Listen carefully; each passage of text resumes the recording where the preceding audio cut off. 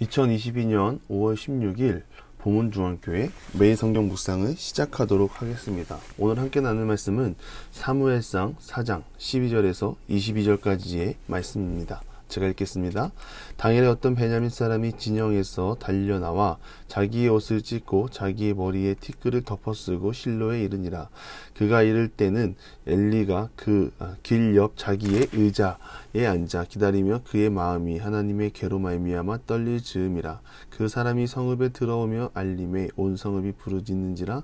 엘리가 그 부르짖는 소리를 듣고 이르되 이 떠는 소리는 어찌 됨이냐. 그 사람이 빨리 가서 엘리에게 말하니 그때 엘리 나이가 98세라. 그의 눈이 어두워 보지 못하더라. 그 사람이 엘리에게 말하되 나는 진중에서 나온 자라.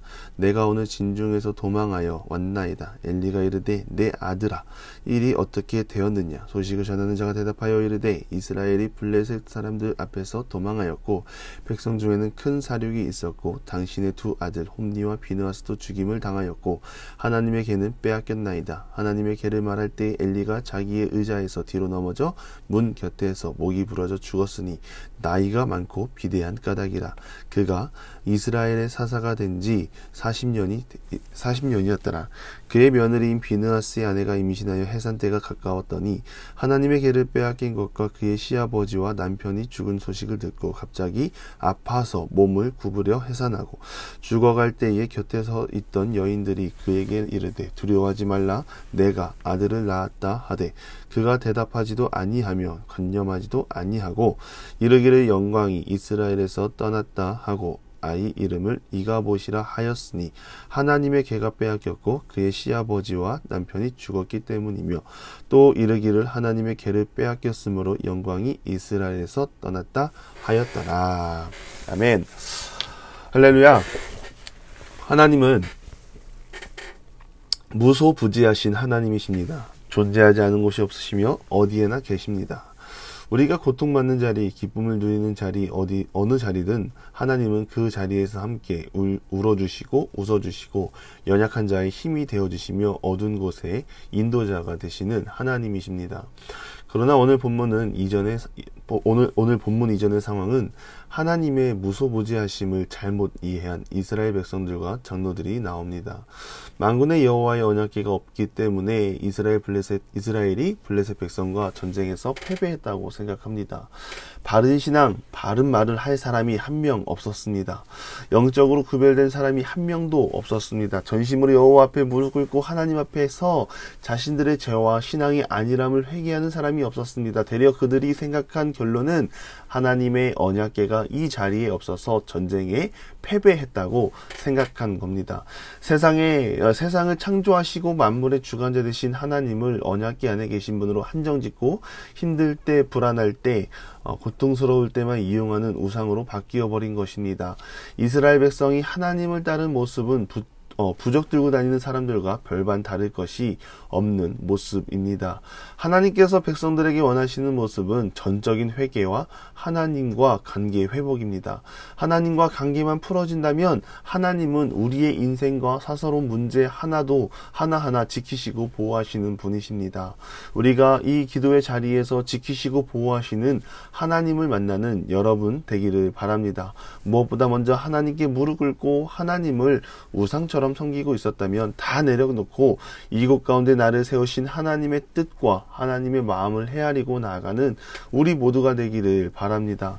죄의 삭은 사망이라고 했습니다. 죄를 방치한 엘리의 가족들은 결국 사망에 이르게 됩니다. 13절에 보면 하나님의 괴로 말미암아 떨릴 즈음이라고 기록되어 있습니다. 엘리는 불안한 마음으로 괴가 떠난 자리를 보고만 있었던 것입니다. 죄를 짓고는 못 산다는 말이 있지 않습니까?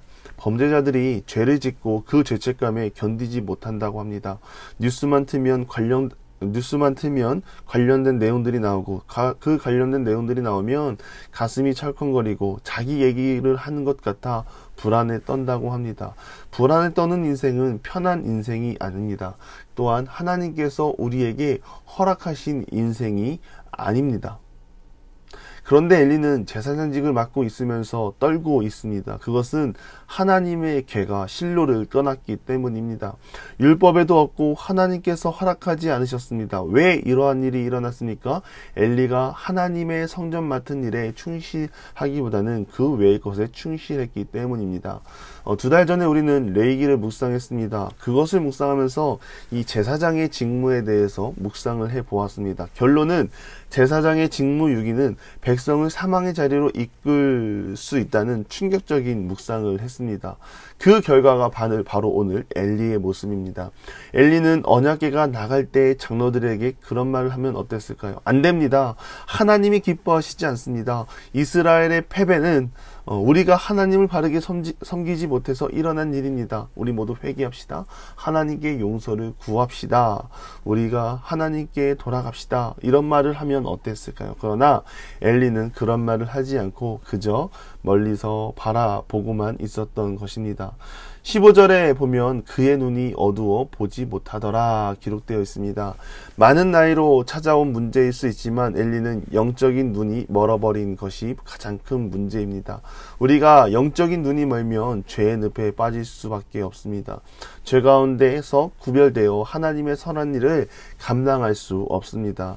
18절에 보면 목이 부러졌는데 비대하기 때문이라고 되어 있습니다. 먹는 것도 중요하지만 우리는 영적인 충만을 위해 노력해야 합니다. 어떻게 하면 하나님의 말씀을 더 맛있게 먹을 수 있을지 고민하고 그 말씀을 잘 소화하기 위해 영적인 운동도 해야 하는 것입니다. 하나님을 믿는 사람은 두려움에 떠는 사람들이 아닙니다. 하나님이 자녀들에게 주신 선물은 평안과 기쁨입니다. 죄를 끊어내고 하나님 안에서 기쁨과 평안을 회복하는 여러분 모두가 되시기를 간절히 바랍니다. 17절입니다. 패망의 소식을 듣습니다. 결국 전쟁에서 패배하였고 큰 사륙이 있었으며 두 아들이 죽고 하나님의 궤도 빼앗겼다라고 말합니다. 죄의 늪에서 빠져나오지 못한 엘리는 결국 모든 것을 잃어버리고 맙니다. 엘리에게 방법이 없었던 것은 아닙니다. 회개하면 하나님께서 그 자리를 회복시켜 주시고 다시 아름다운 직분을 회복하게 하십니다. 하지만 엘리는 그렇게 못했습니다. 엘리는 두 아들의 만행에도 불구하고 바르게 교육하지 않았습니다. 이러한 모습이 하나님 보시기에 좋지 않았던 것이고 결국 죄의 싹슨 사망이라는 참담한 결과가 엘리의 가문에 임한 것입니다. 하나님께 쓰임받는 자리는 영광의 자리입니다. 영광의 자리에 앉은 것이 아니라 사망의 자리에 앉았고 앉은 그 자리에서 죽음을 맞이한 것입니다. 우리는 영광의 자리에 앉기를 바랍니다. 죄를 가볍게 여기지 아니하고 죄와 씨름하여 의의 자리에 서고 하나님의 선을 따라 행하는 모든 자녀들이 되기를 바랍니다. 그래서 예배하는 자리, 기도하는 자리가 중요합니다. 우리가 지금 어떤 길을 가고 있는지 점검할 수 있는 자리이기 때문입니다. 이 자리에서 점검하고 하나님의 편에 서는 우리 모두가 되기를 바랍니다. 22절입니다. 영광이 이스라엘에서 떠났다 하였더라. 여러분, 죄를 짓고 사는 자리는 영광을 떠나 보내는 사는 삶입니다.